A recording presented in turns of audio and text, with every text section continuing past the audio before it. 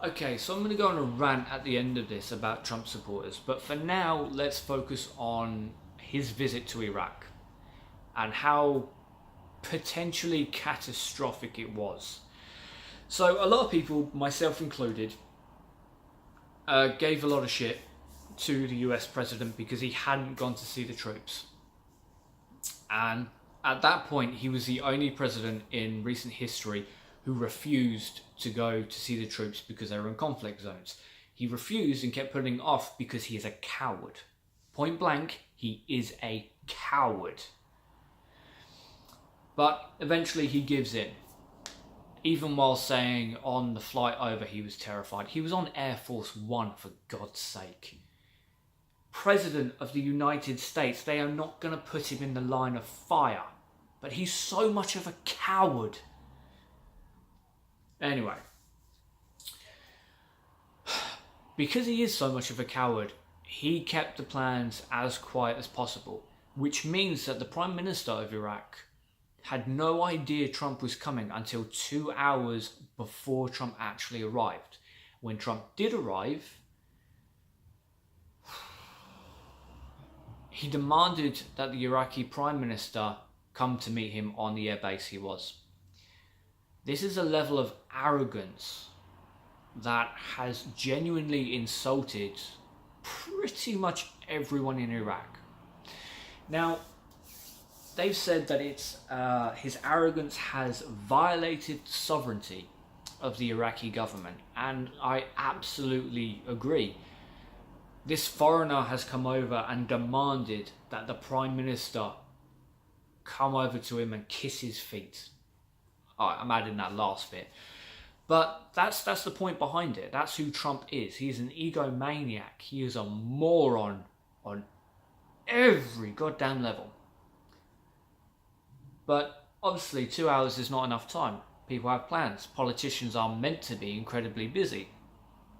So they had to settle for a phone call. But even then, it's crossed the line for Iraq. Let's look a little bit into the history of Iraq. America invades, telling everyone in the world that it's because of the attacks that happened on September the 11th. Iraq had absolutely nothing to do with that. That was, by and large, Saudi Arabia. You know, the country that Trump has given a free pass to murder journalists, even if they live in the US. Trump's given a free pass to that. Okay. One step further with the history of Iraq. Dick Cheney, who was really the president at the time, because Bush was more of a mouthpiece, forced Iraq to adopt a Western style of democracy. Just because our democracy kind of works, it's the system that we have in the UK, doesn't mean it's the one that should be copy and pasted around the world. And it doesn't work in Iraq. There are 3 factions in Iraq, but because Shiites make up 60% of the population, after a certain time it means that Shiite will have complete control. And that's where we are now. The leaders of Iraq are Shiite. They are also the people who controlled the biggest army and an actual threat to the US and to some degree the UK a few years ago. Wow, I'm really bad at pronunciation. Markdi? Apologies for everyone who actually knows the language. That was appalling.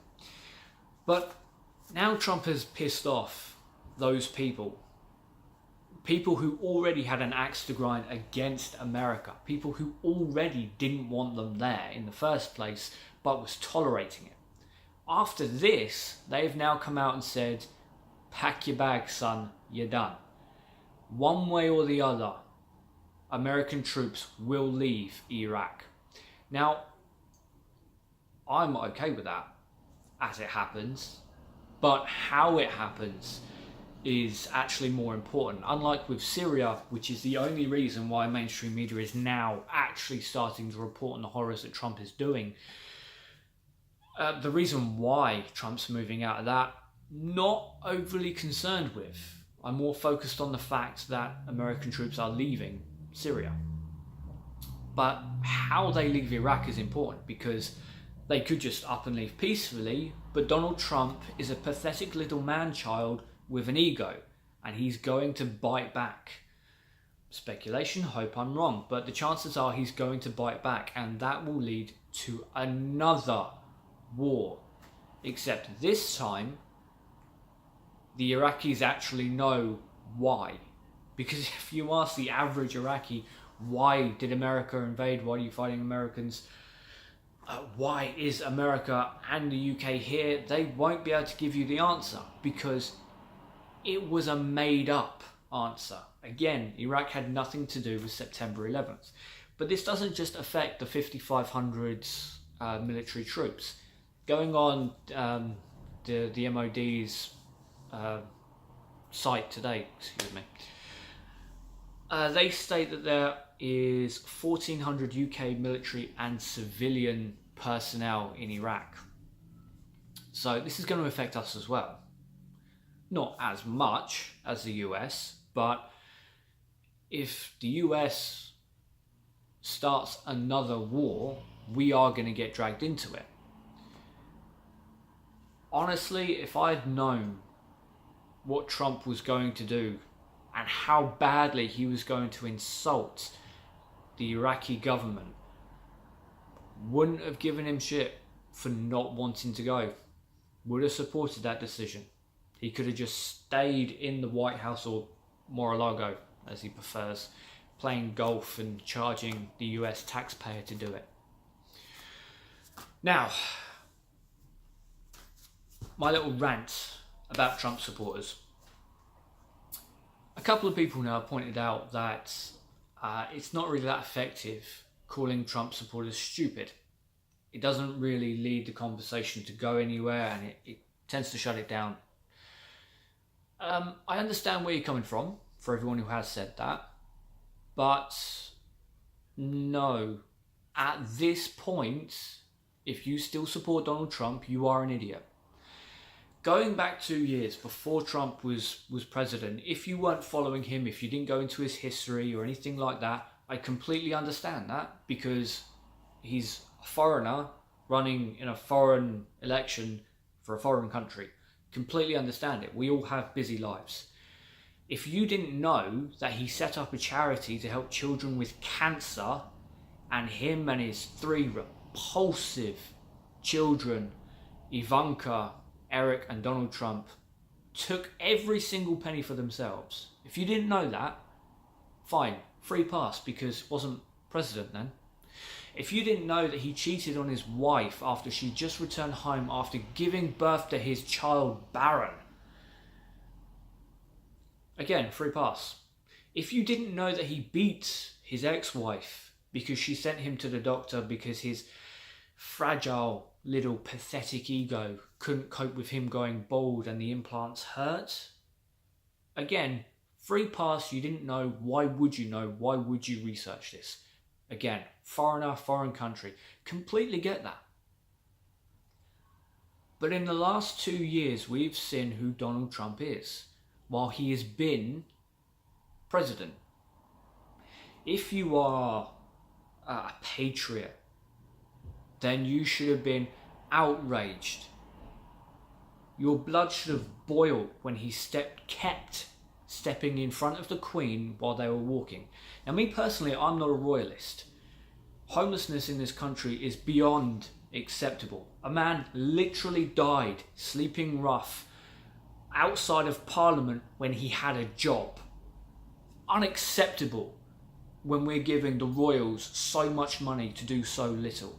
But I looked at that and saw a pompous, arrogant prick standing in front of an old woman over and over again. Insulting the Prime Minister. Again, she deserves to be insulted. She deserves to be criticised. If you're a politician, you should be criticised. And Theresa May has done a lot of damage to this country. But constant insults to Theresa May while backing Boris Johnson, who is himself a moron. But he says nice things about Donald Trump, so okay. Donald Trump has done more to take away protections from the US, the average US citizen, than anyone who came before him. Flint, Michigan, the water situation in Flint, Michigan happened under Obama, but Trump has made it so much worse and has spread that toxicity across the pond, across the country, excuse me. Giving oil and shell companies free reins to frack in national parks,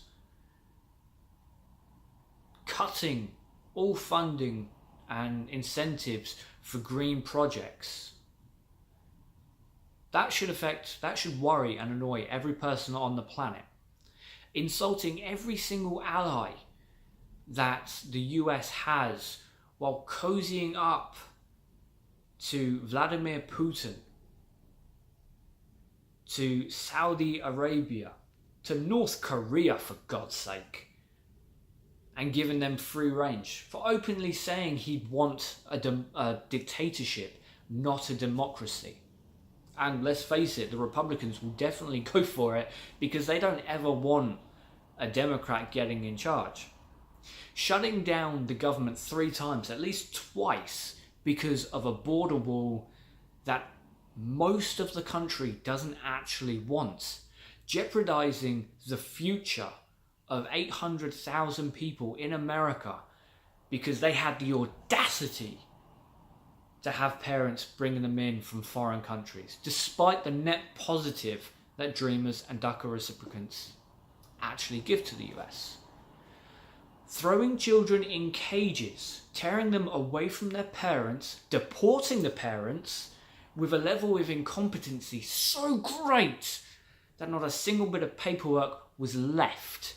So these children are now orphans who go into the orphanages owned by Betsy DeVos, whose family paid a huge amount of money to Donald Trump during his campaign, which is why she is in charge of education in America, and it's why she can continue with her career goals of destroying public education. Inciting violence on journalists over and over and over again because they commit the atrocious mistake of actually reporting what Trump has said. 2 children from the caravan that were heading to legal points of entry, making the entire process completely legal, have died in custody of Border Patrol. Now the details are a little bit sketchy, we're only getting one side of the story. But there was another child who was ripped away from their family, thrown in these detention centres a little while ago, a couple of months ago. That child died of dehydration. They had been in the detention centre for at least 8 hours. And because of Donald Trump, because these detainment camps wouldn't exist, that child would not have been there were it not for Donald Trump. 8 hours, died of dehydration. I can go on and on and on and list the abhorrent, disgusting things that repulsive, loathsome human being has done in the last 2 years alone. But honestly, we haven't got time for that. Every positive thing I hear about Donald Trump, I research and I try to find something that actually backs that up and validates it. But outside of outlets like Breitbart, which lie constantly, there's nothing. Over and over and over again, this man has shown how disgusting he is. It has been 2 years, or almost 2 years. So no, I'm sorry, but at this point, if you still support Donald Trump, you are an idiot. Because he is nothing worth celebrating. He is the worst of the worst. There's really nothing else I can add on to that.